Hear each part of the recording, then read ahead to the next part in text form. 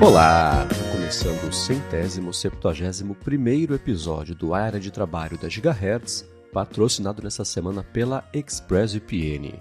Quem fala aqui é o Marcos Mendes, e assim como toda semana a Bia Kunz e a Garota Sem Fio também tá por aqui. Tudo bom, Bia? Tudo bem, Marcos. E aí, pessoal? Eu tô meio apavorada aqui. Não basta só o metanol, gente. Você não consegue nem cestar e tomar mais a sua bebidinha em paz. Agora, se você botar um Smart Ring no dedo... Novo medo destravado. Meu Deus, tá difícil viver, hein, gente? A gente tá pisando em campo minado o tempo todo. Pois é, pra quem não viu o que aconteceu, a Bia até me mandou... É uma sequência de tweets, basicamente, de um usuário lá do anel da Samsung que falou, não estão deixando entrar aqui no voo porque ele tá meio inchado, a bateria dele inchou e meu dedo inchou junto, eu não consigo tirar. Nossa. Imagina o desespero só disso, né? De você sentir um eletrônico com uma bateria inchando no seu dedo e você não conseguir tirar, que pode explodir a qualquer momento, pode estourar, queimar no mínimo, né? Machucar a qualquer momento. E ele foi... É o Daniel, Zone of Tech. E ele foi registrando todo o perrengue dele e falou, né, ele tava viajando já há 47 horas como parte da jornada que ele estava fazendo e acabou que depois de ter sido rejeitado lá de entrar num dos voos, ele precisou ir pro hospital. No hospital tiraram o anel do dedo dele, mostrou, vai estar aqui na descrição, né, o post com o dedo dele marcado mesmo assim da bateria, e ele falou, né, a hora que ele pousou, depois de 50 horas do rolê todo, que a Samsung foi lá bater na porta dele e falou, escuta, tá aqui o dinheiro pelo hotel que você precisou ficar à noite, deram, né, o refund lá pra ele, deram um carro lá pra ele poder ir pra casa a hora que chegou no hotel, pegaram o anel, né, levaram lá pra investigar e etc., e ele falou, meu dedo tá beleza, mas vai levar uns dias aqui pra sair essa marca aqui. E ele comentou, a bateria do meu relógio, do anel tava estranha já, fazia uns meses. Parou de durar um dia, um dia e meio, e nem tava carregando direito às vezes, né? Não ligava depois de carregar. Precisava carregar por 2 dias. Nossa. Mas, né, antes dele ter esse incidente aí com a bateria... não tava dando nenhum sinal de ela inchar e coisa assim. E pior, ele falou que tem gente lá no Reddit, achou gente que tá passando pelo mesmo problema de vida útil da bateria, e um usuário também reportou que a bateria inchou faz uns meses. Então, se você tem um anel da Samsung, cuidado. Tudo que tem bateria tá sujeito a isso, né? Eu tive esse problema com bateria inchando, assim, muitos anos atrás, com um MacBook, inclusive, um branquinho. Lá da era pré-alumínio ainda, faz tempo. Eu percebi que ela tava começando a ficar meio abaulada, né? Sorte que eu tava com viagem marcada e eu fui na assistência da Apple mesmo, Estados Unidos, e tudo certo, trocaram, disseram que tava com problema mesmo e resolvido. Foi o único incidente nesse ponto que eu vivi. Mas agora imagina uma coisa que tá em volta do seu dedo, gente, esmagando o seu dedo. E pior que você não consegue tirar. Não sai mais, tem que chamar a polícia, e a polícia, imagina? Já vi umas histórias assim da pessoa que nunca tirava aliança de casamento e ela ia engordando, 10, 20. Gente, como é que alguém nunca tira uma aliança em 10 anos, 15 anos? Não faz muito sentido na minha cabeça isso. Mas é umas histórias meio, sei lá, né? Assustadoras. Agora, com eletrônico, gente, bateria tá sujeito a isso. Lembram do Note 7 que explodiu? Da Samsung também, né? Aquela história lá que acabou minando toda a linha, né? Que foi descontinuada, então pularam direto pro 8. E a gente tem que estar ciente que essas coisas podem acontecer. E wearables estão no nosso corpo o tempo todo. É um agravante, né? Sim, e o do MacBook é curioso. O de 2015, que eu tinha inclusive, mas o meu não teve esse problema. Também teve um lance da bateria, inchar. A Apple fez aquele programa de reparos que ela faz no mundo inteiro.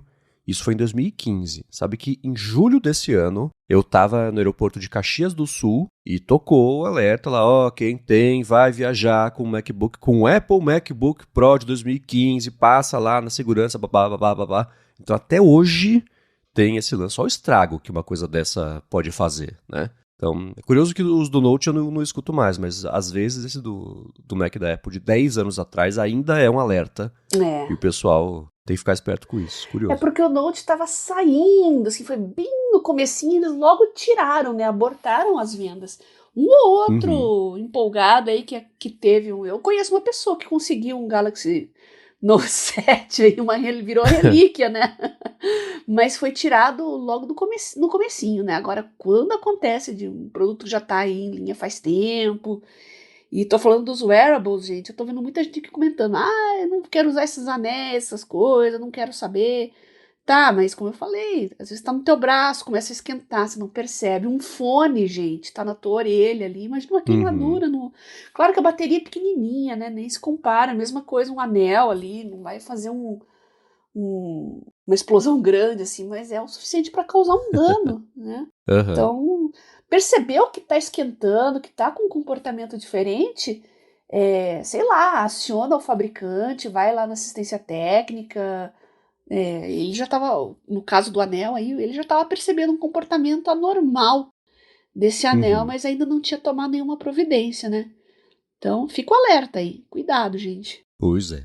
Agora, uma coisa que eu não coloquei na pauta, mas eu fiquei feliz quando eu vi, episódio novo do Papo Tech, e não só um episódio novo, né? Episódio especial. 20 anos. Domingo agora, nesse último domingo, fez 20 anos. A gente não, eu entrei depois, né? O mérito é mais deles, eu peguei o bonde andando. Mas tá aí, acho que é o único podcast que tem essa longevidade e que tá na ativa ainda, mais ou menos. Mas tá saindo episódio, tá na ativa. Exatamente, a cada novo episódio ele mostra que tá na ativa, independente do intervalo que levou entre o último. Mas parabéns, muito legal. Que fez uma participação lá, ele criou um bot aí pra achar temas de papoteques antigos. Em que episódio aconteceu isso? Até eu vou te passar, porque tá aí uma ideia legal pra gente fazer aqui pra área de trabalho também. Mas claro, o pessoal usa pra zoeira, né? Eu só tô vendo as coisas que o pessoal tá perguntando, né? Claro. Já descobrindo qual foi o episódio que eu dormi, enfim. Isso é um clássico do folclore podcastico brasileiro. Ainda bem que a gente grava a hora de trabalho cedinho, né? A gente tá com sono, mas não chegamos a dormir. Não, 7 horas tô de pé, feliz. Eu sou aquele tipo de pessoa irritante, assim, que é super produtiva de manhã e depois das 10 da noite eu tô só o pó da rabiola. Pra mim sempre foi o oposto e ainda continua, não tem jeito. Pra mim eu funciono mais pro meio do dia. Muito bem, vamos começar aqui com os follow-ups, as dicas que vocês mandaram pra gente nas últimas semanas. E o Lucas Henrique mandou um aplicativo que eu achei bem interessante para Android. Se tiver pro iOS, eu coloquei na descrição também, chamado Time Tune. Ele deixa você criar os blocos de tempo para você poder organizar melhor o seu dia. E pelo que eu entendi, você consegue montar a notificação que ele vai alertar você na tela. Deu 2h30, ele você coloca, exatamente. Né? Que hora que você quer que toque, óbvio, né? Vibra, toca o som, toca uma voz, aparece uma janelinha de pop-up com notificação, qual o texto da notificação? Achei isso particularmente interessante. E tem toda a parte de análise de tempo depois, né? Estatística do dia, da semana, do mês, do ano, customizado também, cada categoria das tarefas que você fez, com base, claro, nas que você cria, né? Para depois, então quanto mais você for ali deixando mais detalhado, né? Melhor. E eu achei, tem a parte também de estatística por atividade também, olha, bem interessante, viu? Acho que vale a pena o teste quem estiver atrás de um jeito, me parece bem eficiente de rastrear o tempo. Tem para Android, isso eu consigo confirmar. Se tiver para outras plataformas, para Windows, para Mac, para iOS, eu coloco aqui na descrição. Bem legal. É isso aí, você que é procrastinador crônico, ou então tem TDAH, é uma excelente maneira de você se manter aí dentro dos prazos, dentro do seu objetivo diário. Ele tem notificação também de tempo em tempo, que inclusive você pode colocar no seu watch, na sua pulseira, para vibrar, né, discretamente, chamar atenção aí para suas tarefas do dia.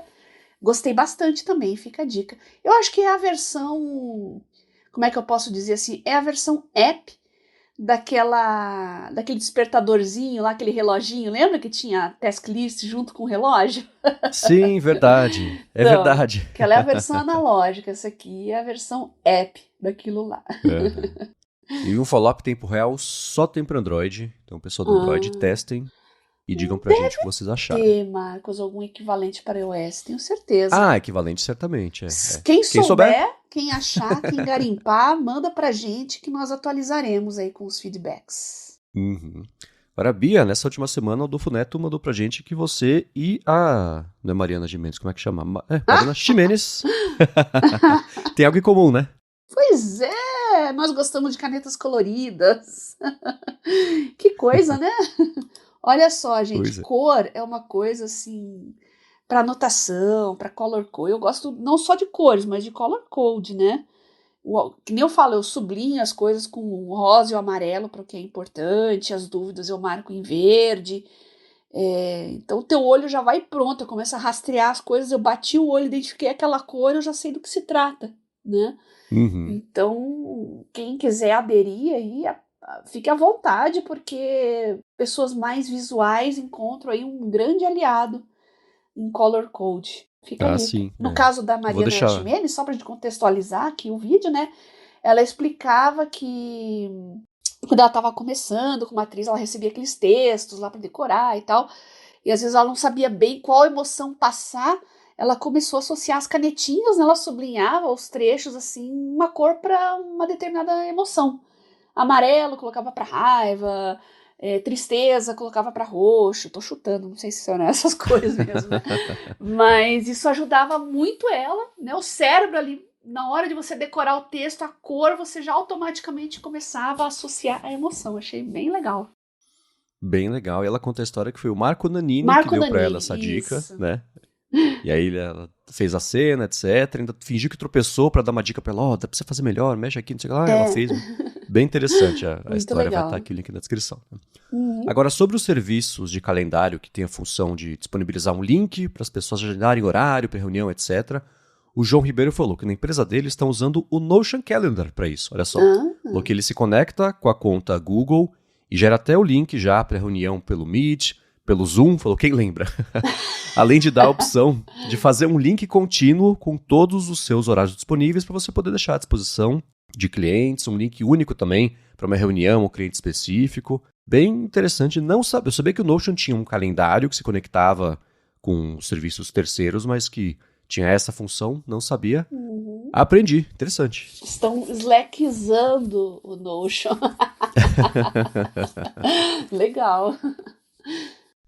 Já é melhor do que o Teams, que é um pesadelo. Nossa senhora. Sim. Não, o Notion tá arrasando, né? Eles estão sempre na vanguarda. E coloca IA, coloca links, tem e-mail agora também. Então, eles estão se tornando uma suíte de produtividade muito robusta e muito antenada. Pois é, e eu gosto cada vez mais dele. Uhum. Agora, sobre o teclado macro de 3 teclas que você comprou, Bia...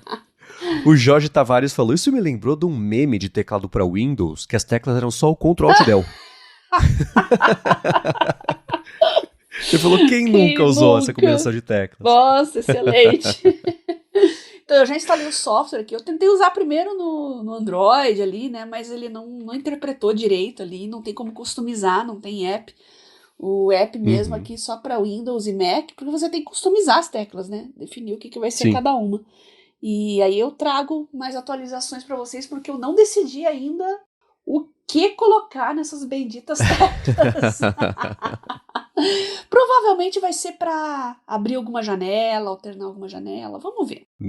Boa, é isso, deixar rolando o processinho na cabeça do que você faz que é repetitivo, que você consegue cadastrar, coisa assim. Isso, exatamente. Agora, sobre o seu outro acessório que você comprou, temos um Sherlock Holmes que escuta aqui o área de trabalho, né? Então, né, ele adivinhou, eu realmente estava usando, tô usando, já testei, funciona legal, embora tenha feito calor, né, nessas últimas semanas, então não faz muito sentido eu ficar embaixo do edredom ali passando páginas de e-book, né, mas testei e funciona direitinho. Ai, para os reis da preguiça é bom demais, você fica ali, encolhidinho, deitadinho, no seu conforto, e só mexe o seu dedo ali para avançar as páginas. Agora, se quiser sublinhar algum trecho, aí fica mais complicado, né? Sim, pois é. Mas é o Giancarlo Fieri falou, vou tentar adivinhar o motivo. É, Trocar adivinhou. a página em e-books, adivinhou. E ele falou isso, eu fui lá na AliExpress e eu vi que na descrição do produto e tem muitos comentários, muita gente que usa para esse motivo, para passar Olha. páginas de e-books. Então não foi uma ideia original a minha, não, viu? Você teve sozinha, foi original. Tava aí no éter. Mas você Eu tive porque eu sozinha. tava com frio, só isso. Necessidade é a mãe da invenção. Agora o Gustavo Lombardi falou, me senti representado pelo desejo da Bia de querer passar as páginas do Kindle sem as mãos. Infelizmente, mesmo no Kindle, com jailbreak, não dá pra fazer isso por Bluetooth, que ele falou que pelo que pesquisou, mas não muito a fundo, ele confessa, o Bluetooth do Kindle é limitado só a áudio.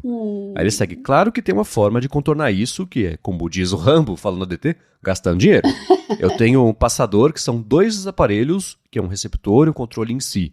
Você prende o receptor no Kindle e com o controle você vai passando as páginas. E mandou, né? Só pra referência, tem um que eu vou deixar o link aqui na descrição pra quem quiser ver também. Eu tenho esse também, que eu levo pra quando eu vou dar palestra e aula, porque geralmente não são no meu computador, né? Eu no PC Windows lá, então você coloca o receptor, não precisa instalar nada ali. Plugou, tá funcionando, tá? Uhum. Não tinha me ocorrido que eu pudesse usar esse receptorzinho no Kindle. Então, vou testar, viu, Gustavo? Obrigada pela sua dica. Boa. E o Gustavo também mandou, na verdade não só ele, o Gustavo, o Lucas Castanho, o Vinícius, mandaram convites para o Perplexity Comet, navegador da Perplexity, com IA embutida. Quem quiser, corre. Aí vocês passam aqui na descrição e podem resgatar o convite de vocês e digam pra gente o que vocês acharam, se vocês chegarem a testar mesmo, se entrar no fluxo de vocês. Tô bem curioso com isso. Acabou. Já pegaram. É. Eu fiquei esperto pra semana que vem. Certamente vai ter mais também. Obrigado pela gentileza de vocês que seguem mandando os convites. E você viu que a Opera, Bia, começou a distribuir nessa semana o navegador deles com IA? Pois é, eu tô ansiosa aqui para dar uma olhada melhor nisso.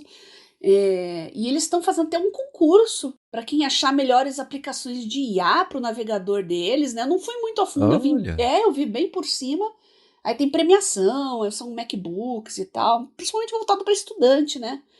Achei muito legal e vou dar uma conferida sim, porque eu gosto do Opera e quero testar aí os serviços deles. Boa. Eles tá numa distribuição tem 2 asteriscos aí. O primeiro é uma distribuição bem limitada por enquanto, fila de espera. Eles próprios estão falando, vai aos poucos, a IA vai melhorar, quer dizer, eles sabem que deve ter ali umas coisas que não estão funcionando direito. Gerar hype, né? Claro. E a segunda coisa é que é um navegador pago. Ele custa $20 por mês pra você usar. Na verdade, é um navegador separado, não é o Opera, é o Opera Neon, né? Tá. E ele custa $20 por mês, assinatura, por conta do lance da IA. Então, eles estão começando a trazer para o mundo a ideia de um navegador pago. Aposto que eles não serão os únicos que vão fazer isso. Então, tem esse asterisco.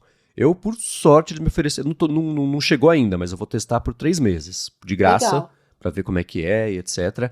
E eles trouxeram no navegador, eu achei umas funções bem interessantes para, acho que, é aquilo que eu falo, que tem um desafio de você tangibilizar para todo mundo o benefício da IA, além da conversa do assistente, do LLM normal, porque dá para fazer qualquer coisa. As pessoas, eu sento na frente e falo, tá, eu não sei o que fazer com isso, né? Você sabe que você pode fazer muita coisa, mas na hora, que nem você falou com o seu tecladinho, né, das 3 teclas aí. Sim. Não vem. Você tem certeza que dá pra você fazer horrores com isso, mas não vem. Então eles fizeram uma função bem interessante chamada Cards. É tipo função mesmo de programação. Você cadastra pequenos prompts que você sabe que você vai usar com frequência. Então, por exemplo, você faz um card de resumo de texto. E sempre que você tiver uma tarefa de resumo de texto, você só ativa esse card e ele já resume para você.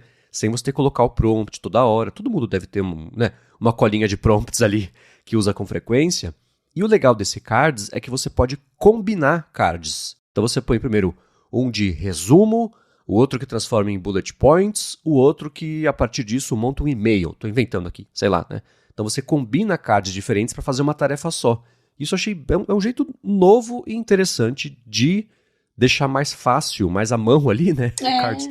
Um jeito de você já cumprir algumas tarefas mais rapidamente.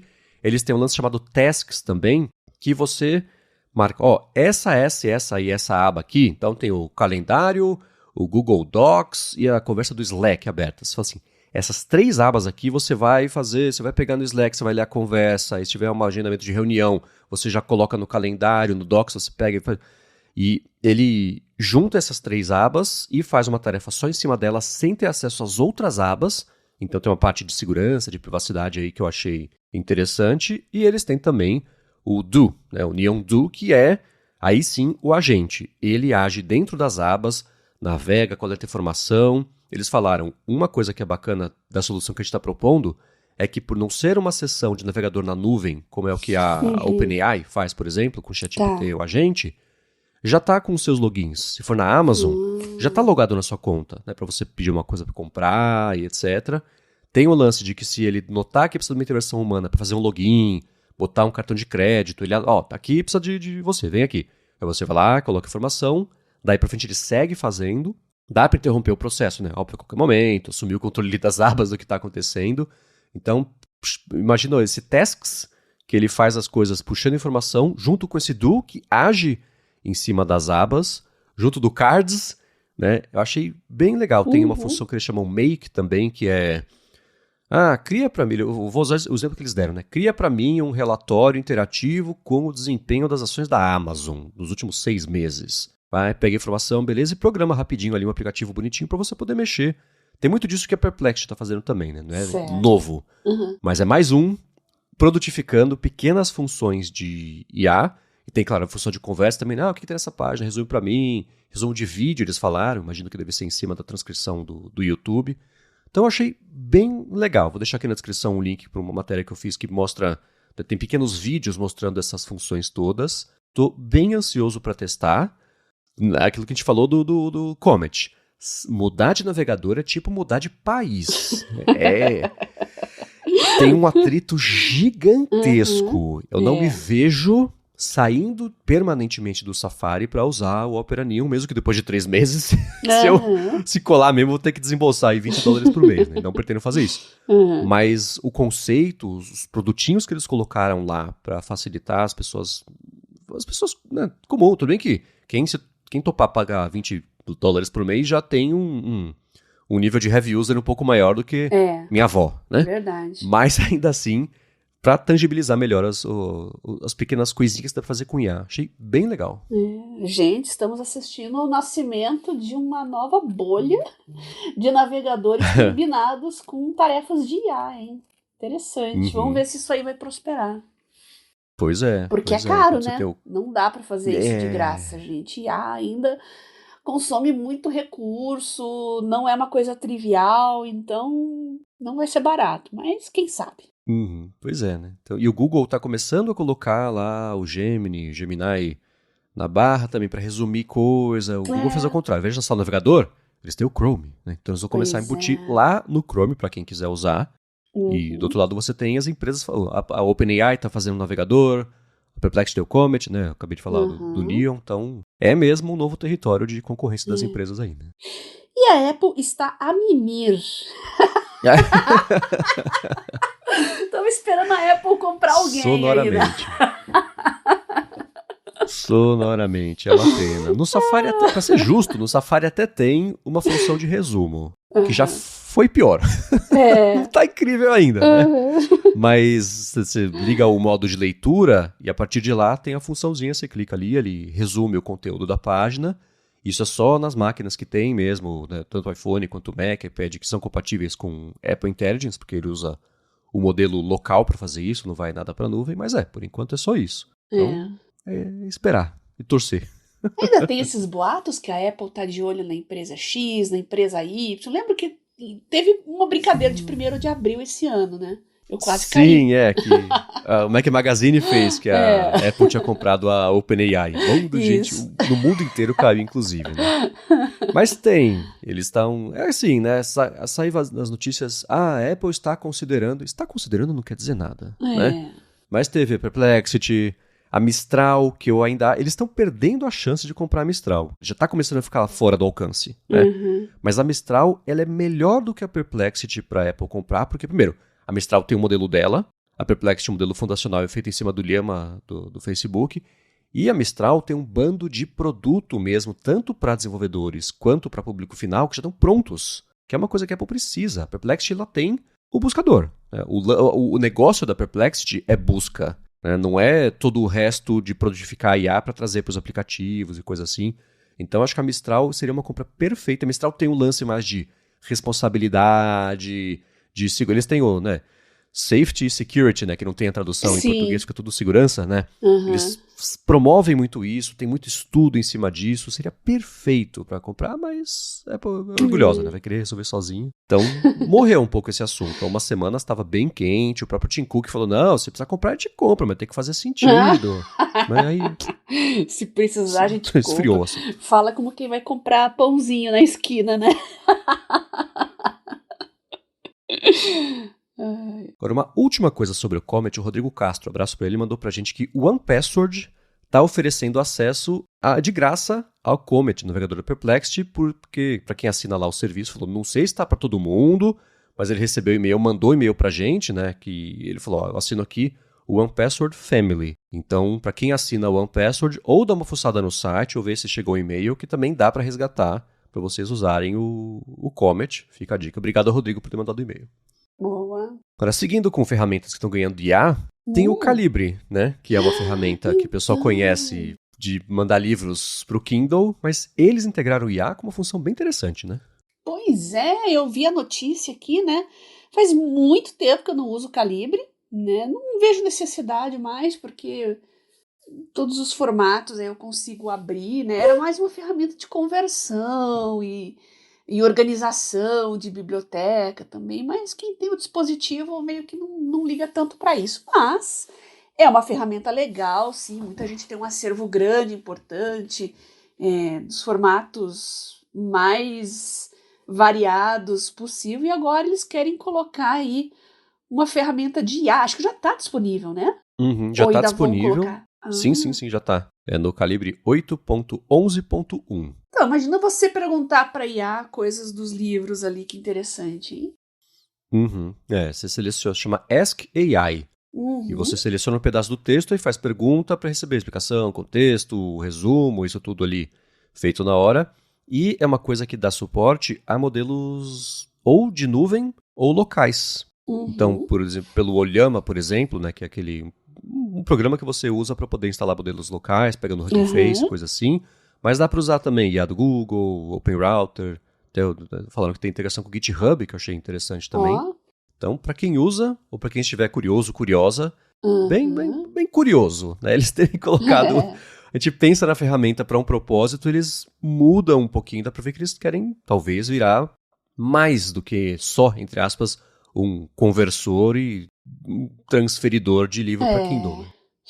Muita gente vai perguntar, mas e o Notebook LM? Então, o Notebook LM, você tem que fazer o upload do livro na nuvem, tem um limite de livros, tem um limite do tamanho também dos PDFs, e não sei se ele aceita formato EPUB e afins, eu acho que não.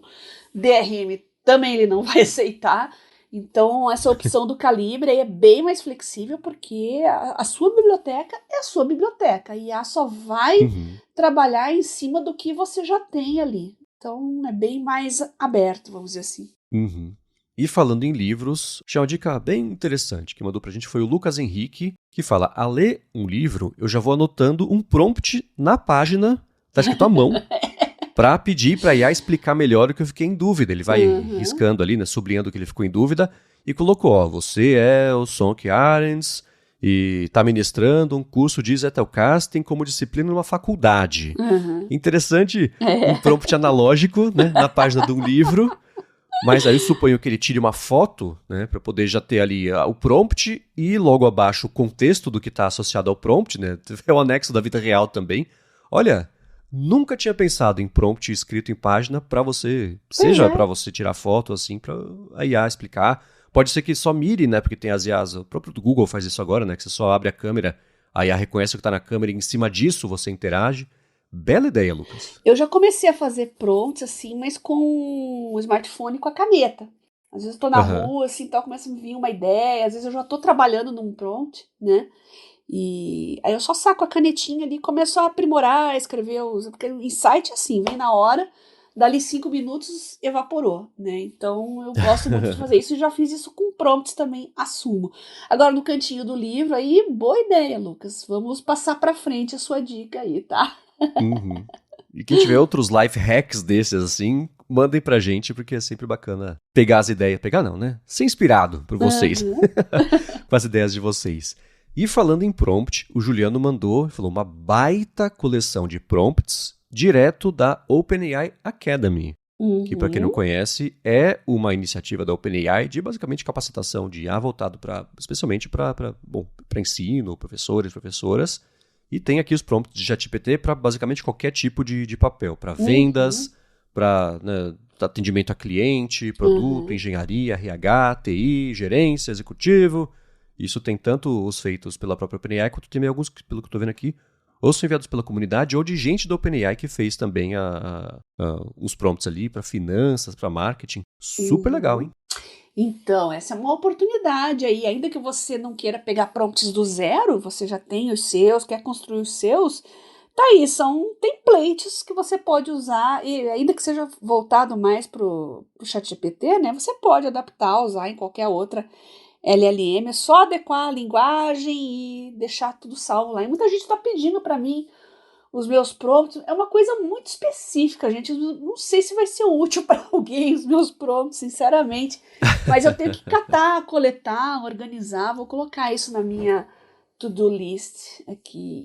E se Uhum. for útil para alguém, de repente, né? Mas eu acho que não Pois vai é, ser, pois não. é. São específicos Certamente. demais. Mas Então. dá para adaptar, ué. O que vai estar É, ali, se a pessoa entender a estrutura, por que que você fez aquela estrutura, ela pode adaptar para o pode próprio ser. uso, né? Uhum.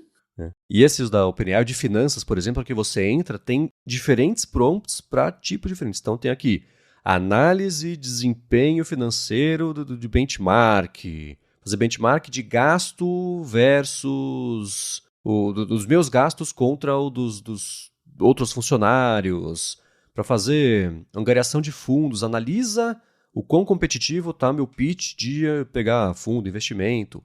Compare taxas globais de regulação. Então tem um monte de subprompts aqui, e aí ele mostra, né, o tipo, Uhum. qual que é o prompt, e tem já uma URL para você clicar e já cair lá com ele aplicado. Olha, bem legal isso Legal. aqui. E seguindo aqui, o Juliano também mandou um link, que eu acho que a Bia deve ter lido em tempo Sim. recorde e achou super interessante, de uma startup que está usando IA e, falando, a sabedoria ancestral também, porque tem a ver com coisas derivadas de compostos vegetais, por exemplo, para achar medicamentos novos, naturais, para doenças. Né? Então, olha, o Demia Sabes fala muito sobre isso, tá? IA para drug discovery já é realidade, tá? Inclusive já saiu dos bits and bytes, a gente já tem aí as primeiras moléculas aí concebidas via IA, já passando por estudos em células e animais e já estão indo para testes clínicos. Essa é uma vantagem da IA também, agiliza demais a velocidade dos processos. Então a gente pode ter uma redução aí no tempo, né, porque demora, gente. Um medicamento, uma molécula inédita, por exemplo, até chegar nas pessoas, assim, comercialmente falando, é 10 anos, mais ou menos, dependendo da complexidade. Uhum. Se for uma de câncer, né, por exemplo, uma biomolécula, alguma coisa nova, uma terapia diferente, é uma década de estudo, teste, reteste, e mais a parte de legislação, e regulação que também é demorada, às vezes tem adequações para fazer, vai muito tempo. E com essa etapa inicial agilizada com a IA, poxa, imagina, né, gente? É uma descoberta chegando mais rapidamente para nós. Então, Uhum. e isso vale para qualquer tipo de molécula, e essa, no caso do artigo aqui, está falando de compostos vegetais, né? Então, seleciona aí as plantas, as moléculas já conhecidas, né, para tratar determinados sintomas. Então, um banco de dados bem grande, você começa a cruzar essas moléculas, o tipo de bioatividade dela com o efeito desejado. Então, começa a fazer um cruzamento tudo matemático ali. Então as moléculas elegíveis aí são selecionadas em pouquíssimo tempo e já vão para teste quase que imediatamente. Muito legal. Uhum. E composto vegetal não significa nem que é homeopatia e nem que é desculpa pra fumar maconha, né? Vai muito além disso. São moléculas... Tudo, o que não vem da... Eu tava vendo alguém falando isso ontem, assim, não, você tem que comer mais vegetais. Pô, mas eu como batata frita é vegetal. Mesmo os compostos que a gente chama de sintéticos, às vezes vêm de alguma coisa da natureza, né? Então qualquer coisa pode ser natural, gente. Exato, é. Petróleo E eu aprendi, é não sabia.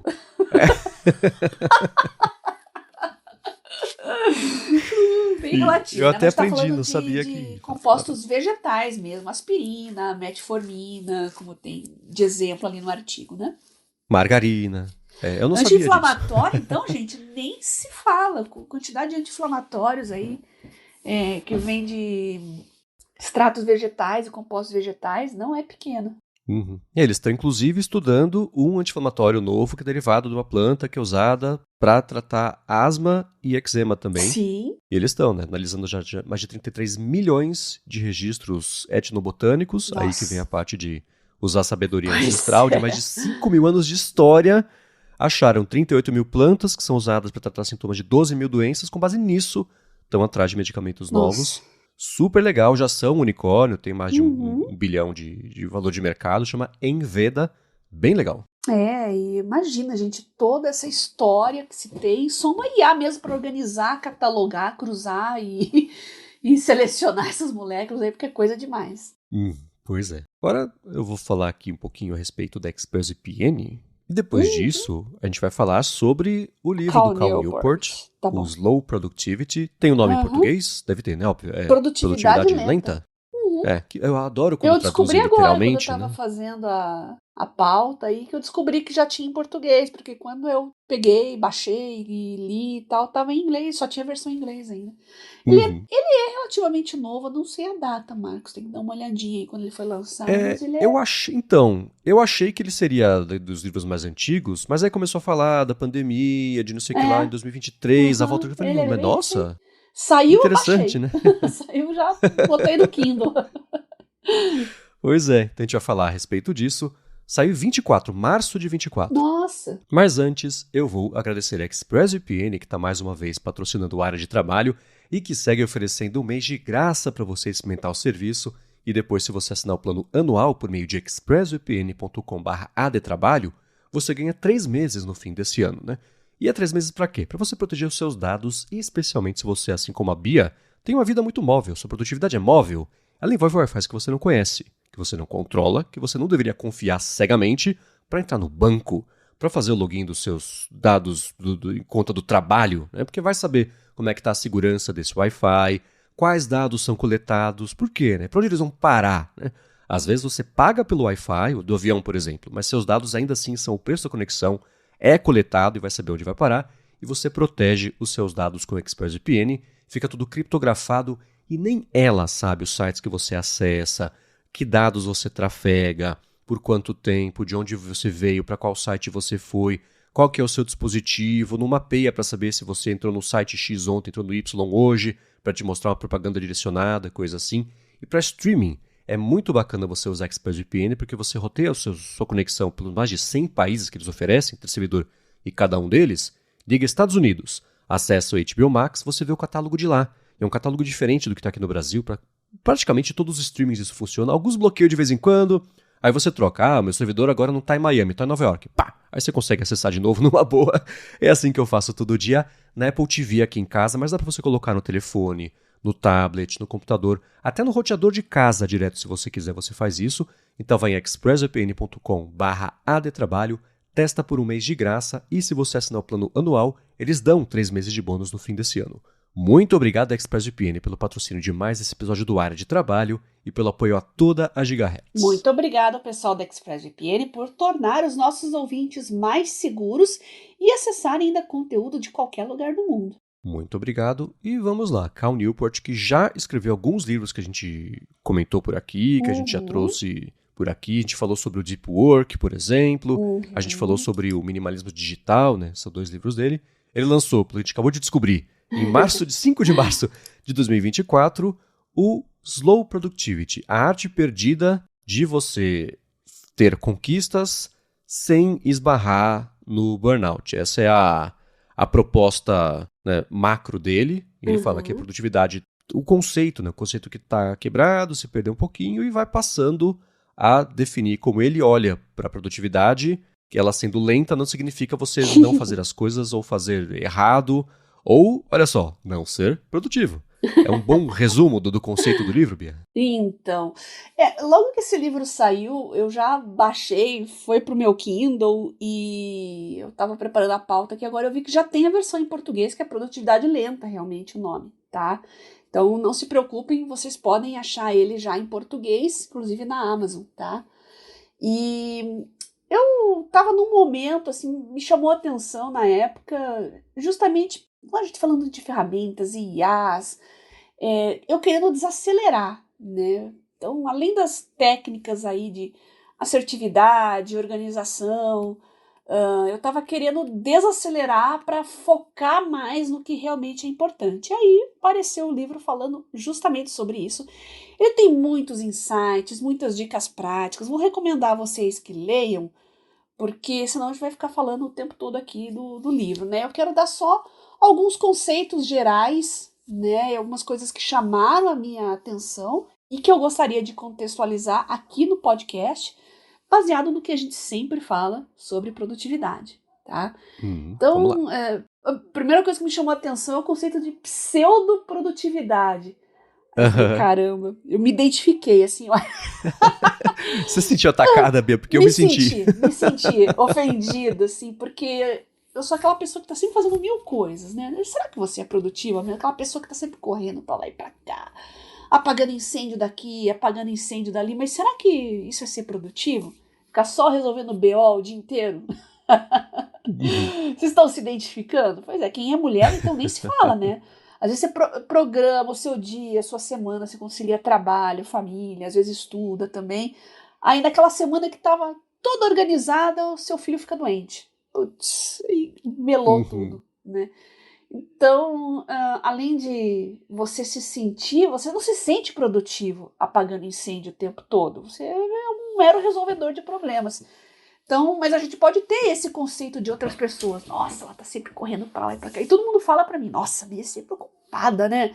Ela faz isso, tá na rádio, tá no podcast, tá não sei aonde, ele estuda, não sei, parece que eu tô em todos os lugares ao mesmo tempo. Uma época do blog, o pessoal é fogo, né? E mais das antigas vai lembrar disso. Falaram que me viu em 2 lugares ao mesmo tempo. Começou a correr uma lenda, assim. Quantas Bias para ser uma Bia produtiva? Então, aí, nossa, esse conceito me pegou na canela, assim, né? Então, em termos gerais, basicamente a pseudoprodutividade é isso, tá? Então, às vezes você não está construindo coisas, você não está sendo criativo, você não está trazendo uma nova luz, assim, aquilo que você já está fazendo, reinventar coisas, fazer coisas novas. Não, você está apagando incêndio ali, está correndo para lá e para cá, coisas que não têm significado na sua vida, né, necessariamente uma coisa direta, então você é o pseudoprodutivo. Eu falei, putz, eu não quero ser pseudoprodutivo. Ele fala isso logo que ele comenta, né, que o conceito de produtividade está quebrado, e ele fala que produtividade para quem trabalha numa linha de... Ele fala até do Henry Ford, né, do modelo T, etc., que produtividade numa linha de produção é diferente de produtividade para quem trabalha, eles falam de knowledge worker, né, trabalhador de conhecimento, que você transforma informação em algo acionável, que faz parte também do trabalho do produto. Ele fala que a pseudoprodutividade é usar atividade visível como um jeito de você mensurar o esforço de produtividade que foi envolvido naquela tarefa, né? A pessoa está ocupada, ela pode ser caótica. Sim. Não quer dizer que ela é produtiva, né? E a pessoa está sempre correndo, ela não é um sinal de que é produtividade. Isso. E a gente já falou algumas vezes aqui de não cair na armadilha de fazer coisas versus ter produtividade, né? A gente sente que ser produtivo é fazer esse bando de coisas ao mesmo tempo, e é basicamente o conceito do livro. Essas coisas não estão relacionadas. Podem estar, dependendo da sua linha de trabalho. Mas produtividade não equivale fazer muitas coisas, seja ao mesmo tempo, seja em fila. Né? Exatamente.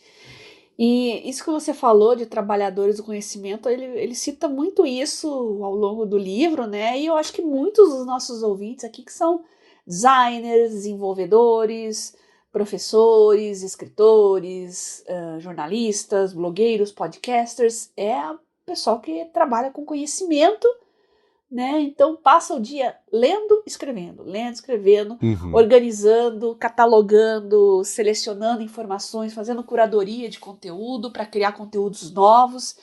Então, essa é uma categoria realmente nova.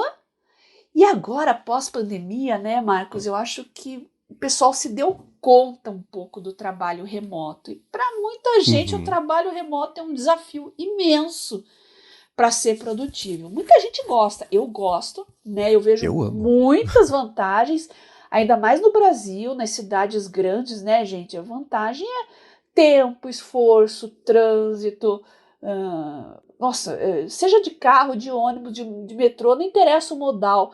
Parece que é uma coisa que te suga Uhum. energia, né? Você fica Uhum. uma hora e meia perdendo tempo do seu dia com aquilo, parece que te suga. Ao passo que o dia que eu tô de home office o dia inteiro, parece que eu faço tanta coisa e não tô cansada no final. Já percebeu isso? Aham. Tem uma coisa. Isso é uma coisa que a Lari fala muito, né? Porque Aham. ela tem dia que ela passa por, sei lá, 3, 4 hospitais. De manhã é um, Nossa, depois corre pra outro, almoça rapidinho, vai pra um, fim do dia tem mais um pra resolver algum problema. Aham. E a gente, por coincidência, a gente nesse fim de semana foi pra São Paulo. E a gente ficou até segunda-feira de manhã lá, ao invés de Tá. voltar no domingo à noite. E a gente pegou o trânsito da Marginal de segunda-feira de manhã pra poder voltar pra cá. Ela falou, cara, como que eu trabalharia em São Paulo? Não existe essa possibilidade, né? Comparado com São José, que se tá trânsito leva 15 minutos pra você ir de um lugar pro outro, né? Em uma hora você andou 3 quarteirões naquele trânsito lá, né? Então é uma coisa que a gente fala. Que, por exemplo, eu tenho saudade de morar em São Paulo, né? Porque pra as opções de restaurante, de bar, uma coisa que eu gosto muito, de sair, etc. Mas isso é o quê? Um tempo que dá pra fazer no fim de semana. Agora, durante a semana não dá, porque eu só trabalho até. Eu só trabalho até Aham. meia-noite, não dá pra fazer mais nada. Aham. Então, de fim de semana a gente escapa pra lá, mas ela fala, cara, putz, não tem como, né, a gente vir pra São Paulo morar aqui, Né? porque pra mim é fácil, né? Meu trânsito é entre o quarto e o escritúdio, né? Eu não pego o trânsito pra vir trabalhar. Ela É. depende dessa mobilidade maior Pois e é. ter algum alcance maior, né, do meio da cidade pra Então. chegar lá. Então é complicado mesmo. Sobre o lance de trabalho do conhecimento, ele tem a definição, né? Que ele fala que é a atividade econômica em que conhecimento é transformado no artefato com valor de mercado por Uhum. meio de você aplicar um esforço cognitivo. Então, conhecimento é uma coisa. Você É. pensar e usar o seu esforço cognitivo para transformar isso em alguma coisa que tem valor de mercado, aí sim é Aham. a pessoa que é trabalhadora do Exato. É o conhecimento. trabalhador do conhecimento. É, como eu falei, professor, escritor, jornalista, enfim. E como eu falei, o remoto, ele em princípio traz muitas vantagens, todas essas que a gente falou aqui, né? Mas tem desafio, não quer dizer que seja mais fácil, tem desafios diferentes, né? Por exemplo, você está no seu home office, é tudo em cima de você ali. Você não tem para quem delegar coisas, concorda? Uhum. Sim, sim. Não vou nem falar das interrupções, que a gente já falou muito aqui no podcast sobre micro interrupções, macro interrupções. E tem as micro decisões que a gente já falou também. O trabalhador Uhum. remoto, ele tem muito mais micro decisões do que o trabalhador presencial, né? Sim, E sem micro dúvida. decisões também levam a uma certa exaustão. É uma exaustão diferente, a gente já conversou sobre isso aqui, tá? Uhum. Então, tem que saber casar as coisas e você tem que estar ciente das vantagens e das desvantagens do seu modelo de trabalho. Porque aí as vantagens você usa ao seu favor e as desvantagens você tenta contornar ou casar aí de acordo com outras particularidades da sua vida, né? Uhum. E os princípios da produtividade lenta são três, né? Estão bem separadas no livro ali. Fazer menos coisas, trabalhar em ritmo natural e ser obcecado pela qualidade, tá? Fazer menos coisas é óbvio, né, gente? Você vai, lógico que você vai ficar mais lento fazendo menos coisas, né? Então, Uhum. e aqui a gente conta o que foi falado antes, né? Parar de ser um apagador de incêndios e fazer construções, né? Construir coisas, ser criativo. Então você reduz as obrigações e com essa carga reduzida você foca no que realmente importa, tá? Uhum. Você não vai conseguir se livrar dos BOs, as emergências, mas você consegue abrir um tempo na sua agenda. Eu faço isso hoje em dia, sabe? Não dá para deixar aquela agenda toda preenchidinha, exceto quarta-feira, né? Quarta-feira eu gravo podcast, vou pra academia, já tomo banho, comendo, e daí tem aula, e a aula vai até tarde. Quarta-feira é um dia bem puxado. Mas isso não pode ser todo dia, tá? Uhum. Então, fazer menos coisas nos torna melhores no trabalho, psicologicamente, economicamente e criativamente. E o segredo para isso, de forma bem prática, é não deixar a sua agenda ali atolada de coisas no dia. Deixe brechas, né? Crie imagens, janelas, porque quando as emergências surgem, você usa essas janelas para resolver. E se não surgirem, ótimo, você entra no modo de produtividade lenta.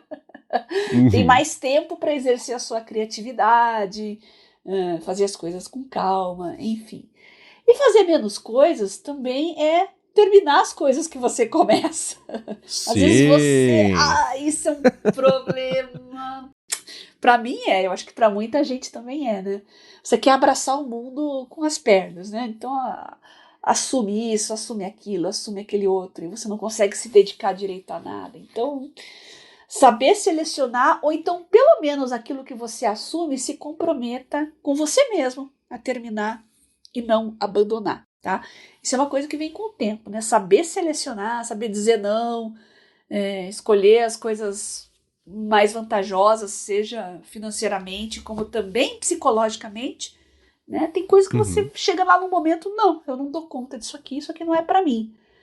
Então, é uma coisa que vem com o tempo e com o treino, mas tenha ciência que você precisa todo dia treinar a tomar melhores decisões para fazer menos coisas e as coisas realmente mais importantes, tá?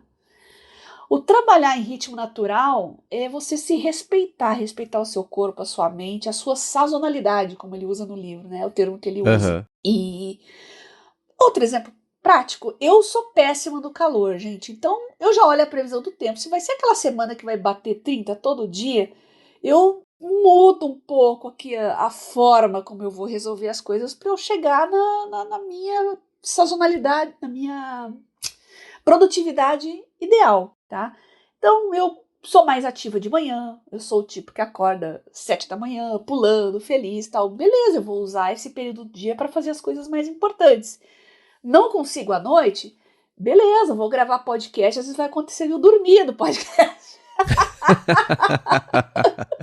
Que é a produtividade mais lenta do que a pessoa tirar a soneca? Puxa, mas eu só posso às 10, eu só posso às 11 da noite. Aí você fica assim, né? Caramba, eu vou fazer um esforço e vou, né? Então, nem sempre isso é possível. Se você pode ali trabalhar no seu ritmo, da sua personalidade, o seu corpo, é o ideal. É aí que você vai ser produtivo, tá? Então siga as suas rotinas, a rotina da sua família. Quais são os seus pontos fortes?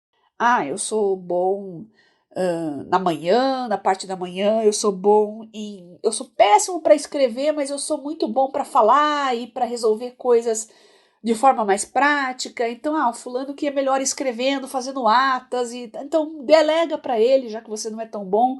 Senão você vai minar a sua produtividade tentando fazer algo que não é própria sua e não vai atingir a qualidade que você deseja, tá? Então respeite seu corpo, respeite a sua personalidade, tá?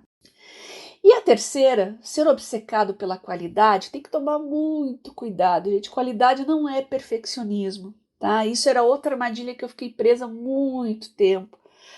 Então, hoje eu faço, por exemplo, apresentações, né? Seja de uma aula, de uma palestra, um seminário da faculdade, qualquer tipo de apresentação. Bons anos da minha vida eu perdia muito tempo ali implicando com a letra, né? A fonte, no caso. A cor, não, essa cor não fica legal e tal. Depois começaram a vir os templates prontos, hoje agora tem as IAs. Aí, às vezes, você quer implicar com a IA, com o tema, né? Olha, relaxa, escolhe o tema que você mais gostou, confia na IA, no contraste, no tamanho das fontes, dos títulos, vai dar tudo certo. Mas tem gente que não confia, né? Quer fazer tudo sozinho. Essa fonte com serifa, sem serifa. Nossa, e eu, ao longo da minha vida, claro, a gente não tinha tanta ferramenta para automatizar, né? Mas eu acabei fazendo templates, né, com fonte, com cor, tal, de acordo com o assunto da palestra que eu ia dar. Então, isso funcionou muito, e agora eu estou fazendo isso com a IA, eu uso o Gama também, né? Então eu tenho basicamente 2 templates, né? Para a parte acadêmica e tal, eu uso um template com uma paleta de cores, e para as coisas profissionais, eu uso uma outra paleta de cores, tá?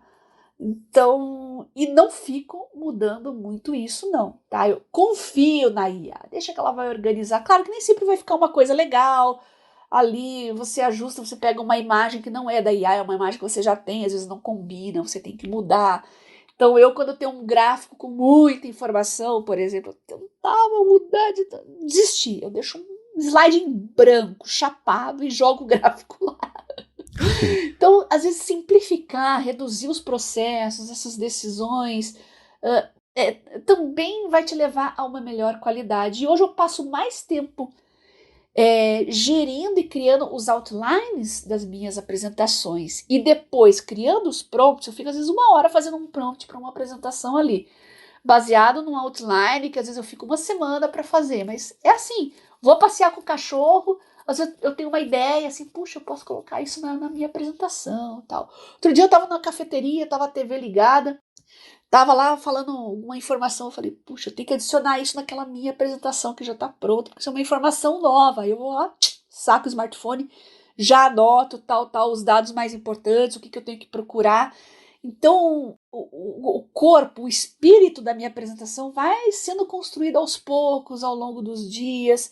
Então, isso me trouxe muito mais tranquilidade, porque há poucos dias da apresentação eu só sento e a parte técnica eu jogo tudo para a IA fazer, né? Eu fico feliz, porque eu gosto que a apresentação fique do meu jeito, mas eu quero me dedicar mais à parte criativa. A parte técnica, eu não quero ficar ajeitando fonte, imagem, tabela, né? Então, e o perfeccionista não. O perfeccionista, ele quer que seja tudo do jeitinho dele. Não, a fonte assim e tal. Não, essa tabela, tá com essa sombra aqui. Não. Tem esse tema aqui não, mas esse rosa aqui não ficou bom. Sabe, você fica atento a tantos detalhes que não são importantes, que ninguém vai prestar atenção, que isso acaba te prejudicando, estressando, e você acaba produzindo menos. Você fica tão preocupado com a forma que esquece do conteúdo, né? Então, cuidado. Ao ser obcecado pela qualidade, pensa na parte criativa, na parte da construção do conhecimento, pensa no feedback econômico que você vai ter produzindo isso, e cuidado com esse perfeccionismo, que talvez seja redundante falar perfeccionismo tóxico, né? Porque perfeccionismo não é qualidade, gente. O cara que vai na entrevista de emprego e fala, quais são os seus defeitos? Eu sou perfeccionista. Ele acha que tá falando um defeito com qualidade, né? Eu sou muito comprometido. Sou muito comprometido. O RH vai pensar, esse aí é aquele cara que fica lá implicando com a xícara de café. É aquele cara crica que não entrega nada e fica implicando e tendo que delegar e adiar os prazos. Então, cuidado, gente. Qualidade é a parte criativa, tá? E acho que é isso, Marcos. Você quer adicionar alguma coisa? Tá, eu tive um pouco mais de ceticismo sobre esse livro do que o resto dos livros que a gente já fez review, que a gente já leu e já falou. Porque tem muita dica aqui que eu acho que ela é meio impossível para quem tem um trabalho, chefe, que tem que chegar no escritório, fazer um monte de coisa aí, né? Que vão mandar você fazer? Você fala, não, então, o Cal Newport falou que eu preciso fazer menos coisas. Não, você vai na rua, né? Eu acho que tem um pouco tem uma diferença grande entre muito do que ele coloca aqui. Acho que serve muito para quem tem bem mais autonomia sobre os próprios projetos, o trabalho, o próprio tempo, né? E não é, por exemplo, falar assim, né, tá sem tempo, pô, depois que as crianças forem dormir, você escreve alguma coisa. Tá, isso é um exemplo, né? Teve muito exemplo no livro, e eu tô com um pouco de preguiça de livro de produtividade que começa em 1942, Joanna Anderson, ela começou uma sapataria. Putz, não. Fica, assim, eu entendo que você precisa achar um conceito, um exemplo para amarrar um conceito que você quer dar, mas tem tanta historinha no livro que eu fiquei com um pouco de preguiça, né? Então, os outros que a gente leu, eu acho que eles têm umas dicas um pouco mais adaptáveis para múltiplas realidades. Aqui não, né? Tipo, reduza seu salário. Cara, sinto muito. Não dá. Né? Encontre um investidor. Se você reduzir o seu salário, você vai querer trabalhar melhor para, né, pagar as contas.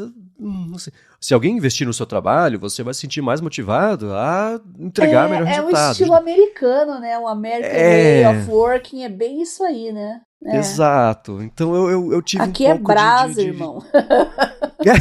Exatamente. Aqui é escala 6x1, então essa é a minha única observação. Eu tive um pouco mais de dificuldade de tangibilizar os exemplos e os conceitos que ele passa para quem trabalha programando, tem que chegar às 8, sair a hora que for, porque tem um monte de coisa para fazer, amanhã tem mais coisa para entregar, apareceu mais coisa no meio do caminho, tem que fazer o pedaço de ontem. Não dá. Eu acho que tem coisas... Dá para tirar lições daqui. Óbvio que dá, né? Quem lê, cada pessoa vai achar um jeitinho de adaptar uma coisa no dia a dia, vai experimentar, ver se funciona. Mas dos livros que a gente já leu, esse que eu falei, putz, cara, não cola para a maior parte das pessoas que certamente vão comprar esse livro, sabe? Funciona muito bem, por exemplo, para você, Bia, para mim também, a gente tem um pouco mais dessa autonomia, né? Mas quem não tem, acho que fica meio... Quem lê o livro e trabalha no emprego que você não tem controle sobre as suas demandas, sobre o prazo de entrega, a quantidade de coisas, ainda assim conseguir... Não tô sendo irônico, tá? Mas ainda assim conseguir colocar em prática o que ele fala aqui no livro, conta pra gente. Como que vocês acharam uma forma de pegar o que ele ensina aqui e adaptar para um trabalho que a base, o T0, não é a mesma premissa que ele parte do livro. Que eu acho que isso pode ser importante para mais gente até do que quem leu e falou, nossa, pode crer, eu preciso mesmo reduzir meu salário, achar investidor e me inspirar na Joanna Anderson da sapataria de 1940. Não sei, eu tive um pouco de dificuldade com isso. Pensando nisso aqui, realmente tá faltando um livro de produtividade aí pro cara que levanta às 5 da manhã, que pega ônibus, metrô, tudo cheio, lotado, tá na escala 6x1. Eu vou escrever esse livro, gente. E olha, Produtividade Bia, para brasileiros. E já a arte de engolir sapo, Bia, já tá pingando esse título. Não, vai ser Produtividade no Busão.